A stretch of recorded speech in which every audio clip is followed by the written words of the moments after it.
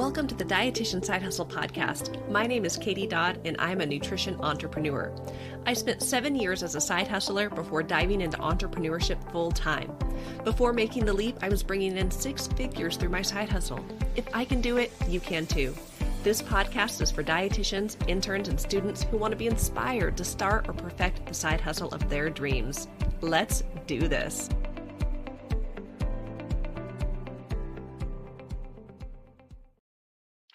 Hello and welcome to the 231st episode of the Dietitian Side Hustle podcast, Positive Intelligence Part 3.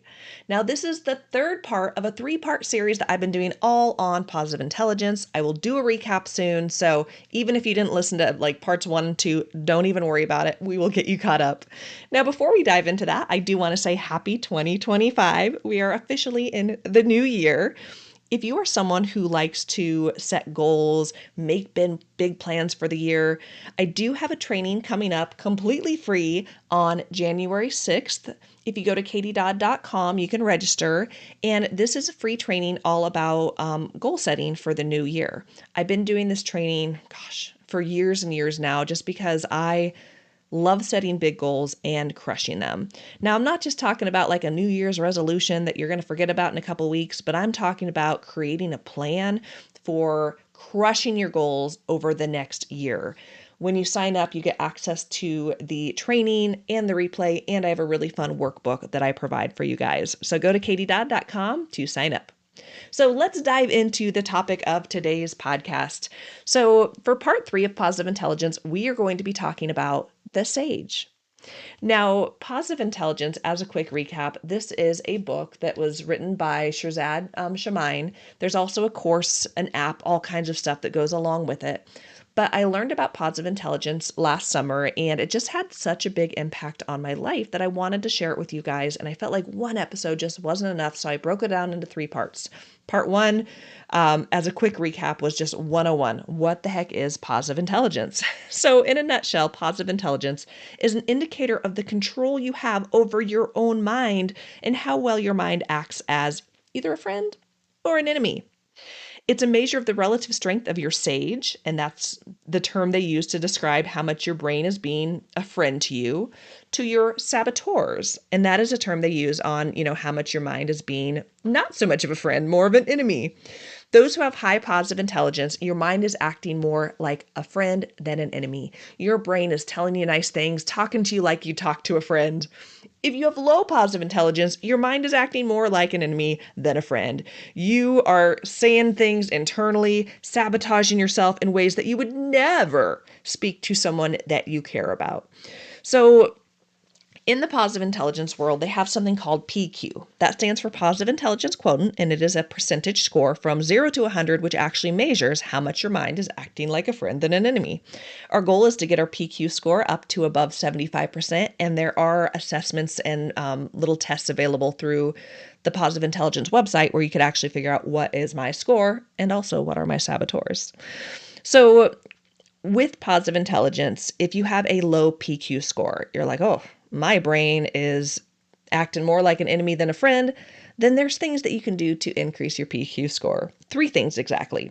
Number 1 is weaken your saboteurs, and we do that by observing and labeling them. Number 2 is strengthening our sage, and number 3 is strengthening our PQ brain muscles. So I'm going to come back to that in just a second, but I just want to do a quick recap on what we spoke about on our last episode, part 2, and that was talking about the saboteurs. So all of us have saboteurs. All of us have a judge that compels us to find faults in ourselves, in others, in situations, in circumstances, and we all have it. Now, how loud and how prominent that judge is, it varies in all of us. With the judge comes these saboteurs that kind of partner, and we are all very different in how we do sabotage ourselves. So there are 9 saboteurs total. I'm not going to go into detail about them because if you really want to learn detail, I do cover it in the previous episode. But you have the avoider, the controller, the hyperachiever, the hyperrational, the hypervigilant, pleaser, restless, stickler, which is a perfectionist, and victim. So if we want to improve our PQ score, if we want to have our mind, more control of our mind, have our mind be more of a friend than an enemy, then the 3 things we need to do is first weaken those saboteurs. So first thing, you got to identify what are your saboteurs. And then when they sneak in, all we do is simply observe and label. And it sounds so simple. I feel like when I learned positive intelligence, I'm like, these things are so simple. Are you sure this works? But sometimes it's the most simple things that make the most impact. I think often we just make things bigger and more complicated and then feel like, oh, I can't do it because that's too hard. But there's a lot of power in recognizing, like, yeah, I don't suck. That's just my avoider kicking in. That's just my people pleaser kicking in. Observing it and labeling it. Now, what I want to talk about today is the sage, because the other two strategies, in addition to weakening your saboteurs, is to strengthen your sage and strengthen your PQ brain muscles. So let's talk a little bit about what that sage is. So in a nutshell, the sage represents the deeper and wiser part of you. And when something happens, when life gets crazy and the saboteur says, oh no, you're failing, see, this would happen, the sage says, hold up. Our perspective is every challenge you face is one of two things. It is a gift or an opportunity, or it can be actively turned into one. So it sees things that happen to you as opportunities or gifts, right? So the sage, according to this positive intelligence world, has 5 powers, and I'm just going to kind of go over them. I'm not going to go into too much detail, but number 1 is exploring with great curiosity and an open mind. So that means instead of just being like closed-minded and being like, oh, this sucks, I can't believe this has happened, just getting curious with ourselves, with situations, with others, and having an open mind. Number 2, one of the second great power of the sage is to emphasize. And that is empath.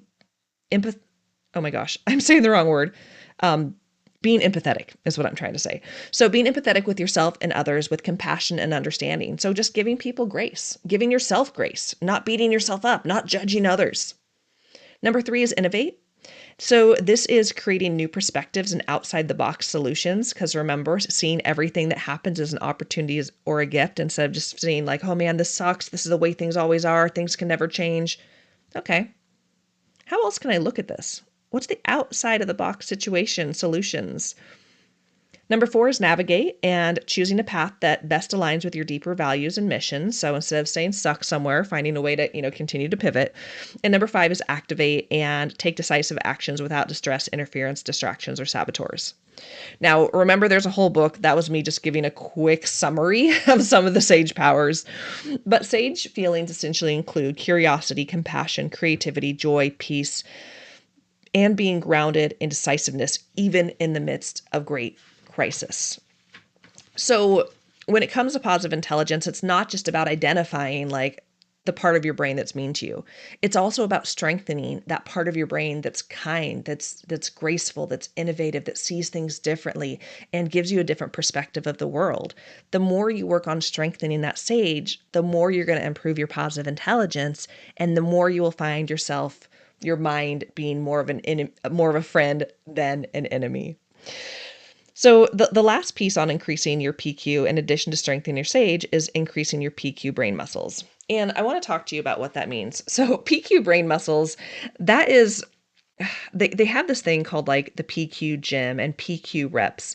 And they talk about it with positive intelligence. It's like going to the gym. Don't just go to the gym once and be like, oh, I've got all these, big muscles, strong endurance with running. You got to do reps, right? You got to continue going back, doing it over and over and over again to see results, to see growth. And it can take time. And PQ reps are actually very, very simple. And I'm going to kind of walk you through what some of those actually look like. So different PQ reps include, and these are things that actually I do right when I wake up in the morning, or if I find like one of my saboteurs is kicking in, I label it, and then I'll actually do some PQ reps. And PQ reps are where we get grounded. It's almost like mindfulness. I think there's some elements of almost like meditation in it. And so a PQ rep could be something as simple as rubbing your pointer finger and your thumb together so slowly and with such intention that you feel all of the ridges on your fingers. PQ reps include sight, sound, smell, taste, and touch. it's getting back to our senses. It's essentially kind of getting our brain back on track when our brain goes all crazy, right? It's grounding ourselves. So, other things that you might do, it might be closing your eyes and feeling the seat underneath your bottom, feeling the ground underneath your feet, feeling the texture of the blanket or the chair or the desk or something near you, and just focusing on that for just 10 seconds, just giving all your focus to that one thing. It might be opening your eyes and looking at something and looking at it with such great detail that you notice all the things that you did. Just got cut off. When I record this podcast episode, I'm using a platform called Wondershare Demo Creator. And if I don't log in, it cuts me off after 10 minutes. So we're at the 10-minute mark plus the intro. So what I was saying, and I'm just going to kind of recap this just for myself, just to make sure my brain's on the right spot. So I was talking about PQ reps, and I think I was all over the place when I was trying to explain this, so I just want to explain it all over again. So a PQ rep is 10 seconds of bringing your primary attention to a physical sensation. So thinking of our senses, touch, sound, sight, smell. I'm missing one. Taste. So I talked about, rubbing your fingers together, paying attention to physical touch, the feeling of the ground underneath you, the chair underneath your bottom. I was just talking about looking at something with great detail. Like I have a can in front of me and looking at such detail to see things that I might not normally see. So looking at the opening in the can, there's different states carved on top of the can. There's reflection in the can where I can see the things around it. And so just taking 10 seconds to look at something with such intensity, just looking at it, focusing on it, seeing details that you would normally miss. I often do PQ reps when I'm walking. I'll be looking at a tree and looking at the leaves and the variation in color and shadow. It could be doing a PQ rep with your first sip of coffee in the morning. So you could do it with the feel of it in your mouth, but then the taste of it. How does it taste? You could smell it before you drink it and do 10 seconds of just focusing on the smell of that coffee or the smell of food that you're going to eat. So doing PQ reps sounds like such a small thing. Like, what does that have to do with anything, Katie? And I remember when I first learned about this concept, I'm like, well, that sounds silly. But I will say what it's helped me to do is it's helped me to get grounded. It's helped me to get focused. It's helped me to even see things I would never see before. Another PQ rep that I often do is with sound, and that's where I close my eyes and I just listen. I'm quiet and I listen. And I listen for the thing that I could hear furthest away. It might be a car going down the road. It might be kids laughing outside. And then I listen to what is the closest thing to me. And it might be the sound of my breathing, right? Another PQ rep looks like breathing and noticing the temperature difference in your nostrils as the air goes out and the air comes in, just that slight difference between the heat and the cool. And so it's getting your brain kind of back on track. It is giving you a lot of clarity, and there's science behind this too. But for me, it's just been so fun to not let life just, fly past me, just to be very mindful and focused and present.